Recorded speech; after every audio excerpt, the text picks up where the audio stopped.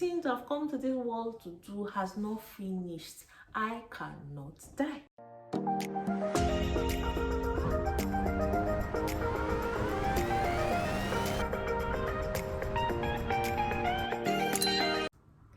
Hi guys, welcome back to my channel. If this is your first time stopping by, my name is Nora, and if you're returning viewer, subscriber,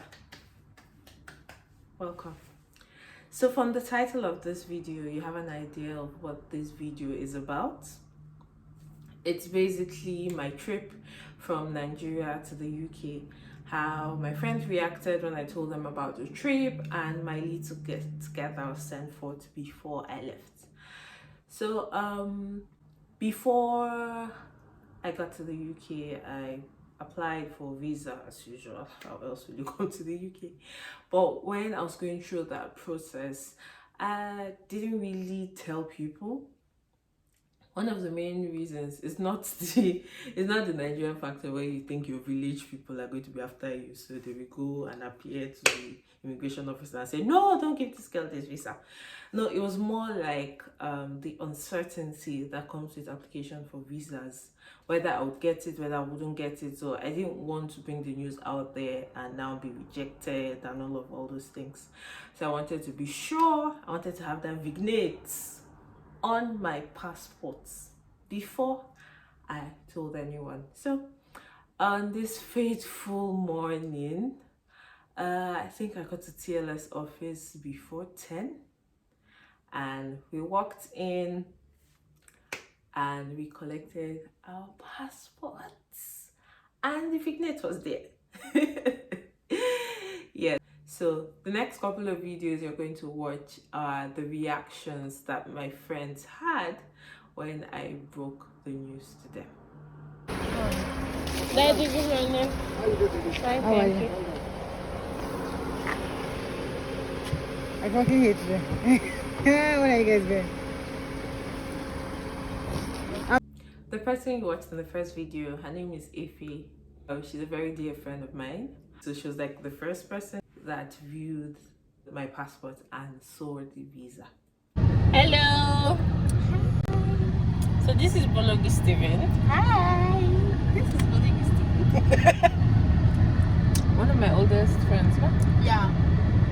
From One of the people that has coped with her the longest. Okay, so this is a reaction video. Yeah.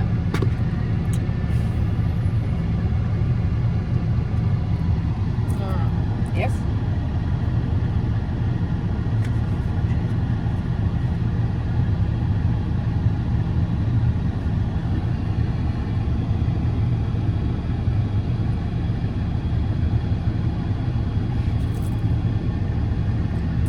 No, this is like in how many?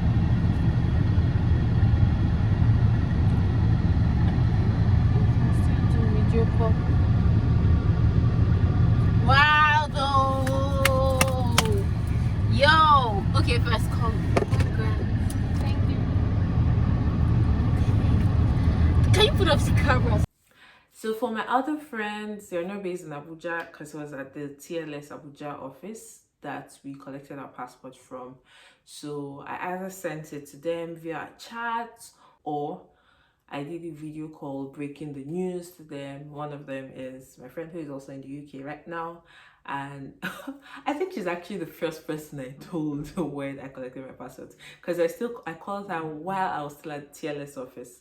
So I did like an opening of the parcel and I showed her while I was in the Bolt to Afe's house. Those are the videos on how my friends reacted to the news of me going to the UK. So after that was done, I knew I was going to leave very soon. So decided to have like a Stanford hangout picnic with my friends, a few friends of mine, and just spend time with them before I left. Because we all know it's going to be a while, some months, before baby girl goes back to Nigeria. So why not take in as much love as I can? It was at a park in Abuja. The name of the park is called National Children Park and Zoo. So we just went there, we sat, we ate, we gisted, we drank. It was just vibes, just pure vibes.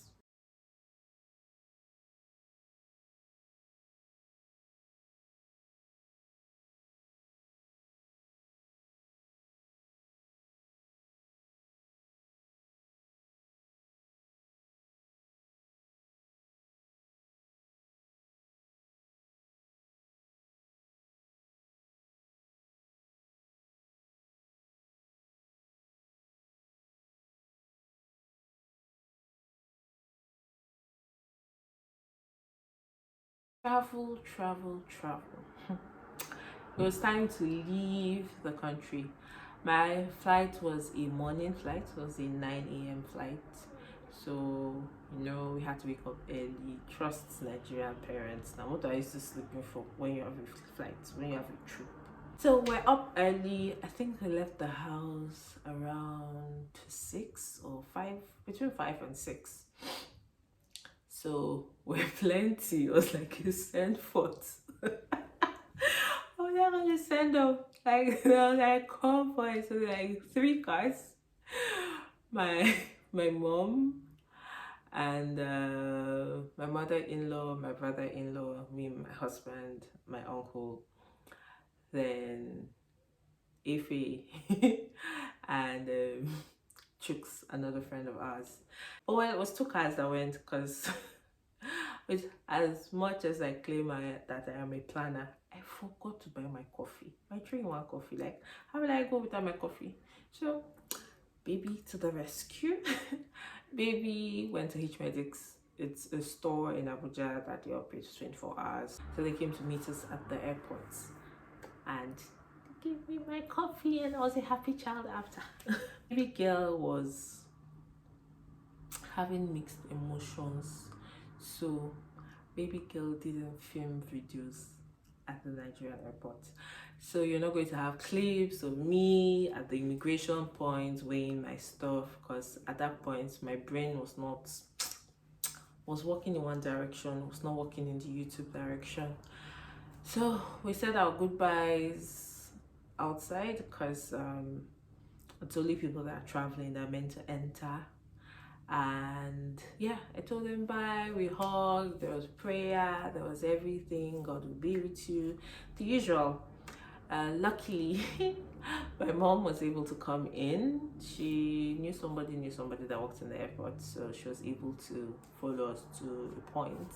So the first point we passed was where they saw was in our luggage, and there's a particular bag that through the computer they were not exactly sure what it was, so they asked that I open it, and when I brought it out, it was acha. I already told you in my first video that I'm a foodie. Please, no judgment. Do not judge me. So when they saw it was acha, I packed it back and we proceeded, and it was time to weigh the bags. So we got to where we were weighing the bags. And we put our bags and there was excess luggage. I know, yes, some of you are saying, but you should have made your bag at home, blah blah blah blah blah blah blah. I had my scale on, but I don't know, when it was time to weigh the bags, the scales were faulty too, actually. And a friend advised that we go to people that refill gas, so we can weigh our bags there. But I did not finish packing until a few hours before my trip, so that was not possible. He lets you carry 2 suitcases or 2 bags of 23 kg each, a hand luggage and your backpack or handbag. So I had a box, I had my backpack, my hand luggage, and the Ghana Moscow. At first I was forming all posh when I went to buy my boxes.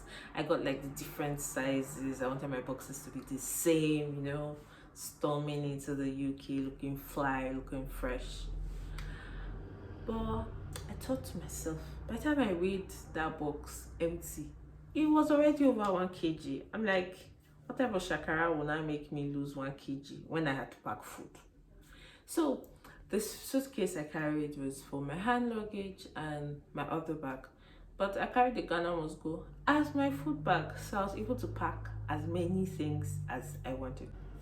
So So there's the place you weigh your bag, then they tell you to step aside where you can arrange and rearrange your stuff to be able to have your bag within the required weight, which is 23 kg. So we stepped aside, we removed some things, moved it from one bag to another bag, because actually when we weighed the bags individually, some were less, some were more, so we had to move some stuff. So at the point where we had moved stuff and everything was within the required range, I know I still had like a sachet, like a roll or 2 rolls of sachet tin tomato. So I'd already given the stuff to my mom because, like I said, my mom was a bit full us in at this point. And my mother was like, oh, maybe I still have one in my bag. This one can go. My mother swinged into African Mom 2.0. If you have an African mom or a Nigerian mom, you know what I'm talking about. So she opened each suitcase and she was dropping the tin tomato. Until everything entered the different bags, and we weighed them and it didn't exactly increase. So we proceeded, they weighed the bag, everything was okay, and we passed that stage. So we're able to check in the ones that needed to be checked in. Then we moved to somewhere regarding our vaccine cards, and they sorted that one as well. Then the next place was at the immigration point. So that was the point where they told my mom that she couldn't follow us anymore. So we said our goodbyes and she left. If you want to be able to know what I packed, let me know in the comment section so I can do a video letting you know the things that I packed in the UK. If you watch this video so far, it means you know you're feeling the girl, you are enjoying the girl's content. So why don't you just subscribe? We got to the point where we're asked to declare our cash. We got to the immigration, they gave us a form to fill. We filled the form and we proceeded to go take our seats and wait for when our flight was boarding. So when our flight started boarding, due to COVID, they were calling the people in based on their seat numbers. So they were calling people in tens for them to board. When all of that was done, baby girl was in the plane, baby girl prayed, and it was time to take off. So this is something that I should have mentioned in my first video about me. Your girl does not like flying. I don't like it. I have a phobia. It's so bad. But then again, should I say I'm a racist? Racist in the terms of when it's international flights, yes, there's the phobia, but it's not so bad. But when it's domestic Nigerian flights, you guys.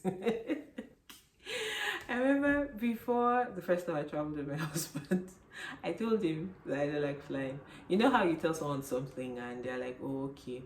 But they feel like you're exaggerating it with the way you're describing it. So the first time he traveled with me, at the point when it was time to take off, especially when you're taking off a landing, like my eyes are closed. He was there rubbing my hand, rubbing my hand. I even traveled with some of my colleagues then. She was laughing. That's how bad it was. So yes, that prayer was necessary because, like, you know, I cannot die in plane crash at all. The thing that I've come to this world to do has not finished. I cannot die. We prayed, then the flight took off, then somewhere mid-air, somewhere mid-air, it was time for food. So when they brought the food, the air hostess said they had pasta or chicken pie. So my husband picked pasta, said he wanted pasta, and they served him. And I said I wanted chicken pie. At that point, local man forgot that she had left Nigeria. So in her mind, it's Chicken Republic chicken pie. If you're Nigerian, you know Chicken Republic chicken pie. So that's what I was expecting.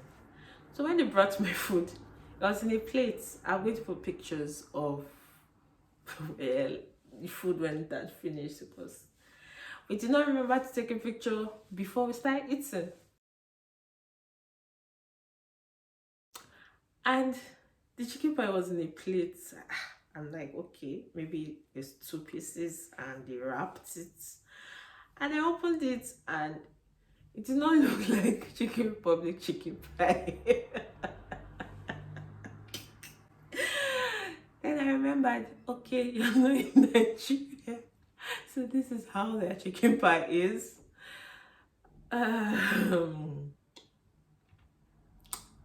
Did I wish it was Nigerian chicken pie? Yes, yes, yes, yes. If you give me Nigerian chicken pie and you give me that one, I will pick Nigerian chicken pie. But well, it wasn't it, so we ate it like that. The appetizer was okay. I think it was bread or something was nice. The dessert was, I think, chocolate cake or something, so that was perfect. But that chicken pie. Well, so we watched. I watched movies and we got to our first destination, which was Heathrow Airport.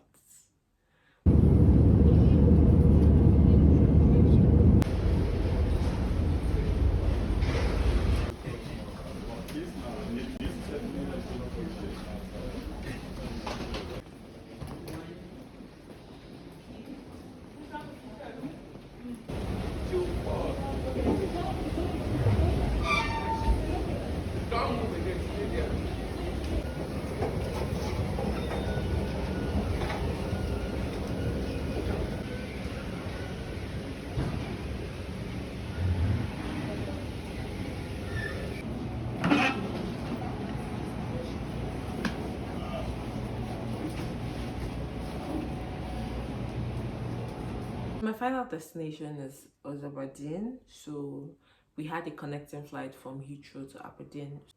So here we were in another man's land, my new location for a couple of months, for a couple of years. Yeah, so we had landed and we came out and it was already dark. And it was like 6 something.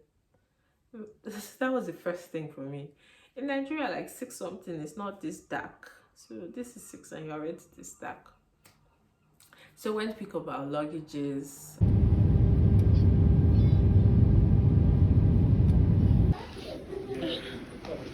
So in this my food shop, we had booked our hotel before we got there. So by the time we got to the airport, we could see our driver with our name. We met, it was actually a lady, an elderly lady. So we met her, we took our stuff to the car, we put our stuff into the car and we left the airport.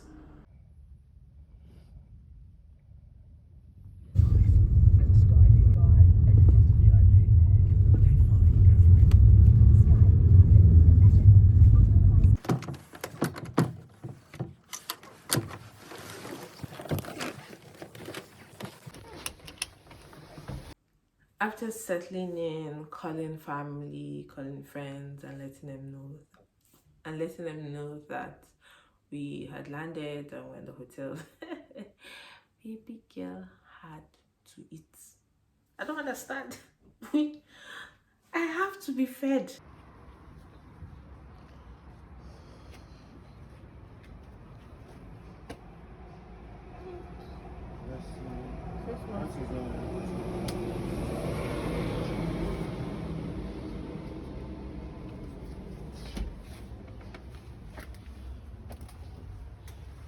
Basically, that was my encounter from Nigeria to Aberdeen in the UK.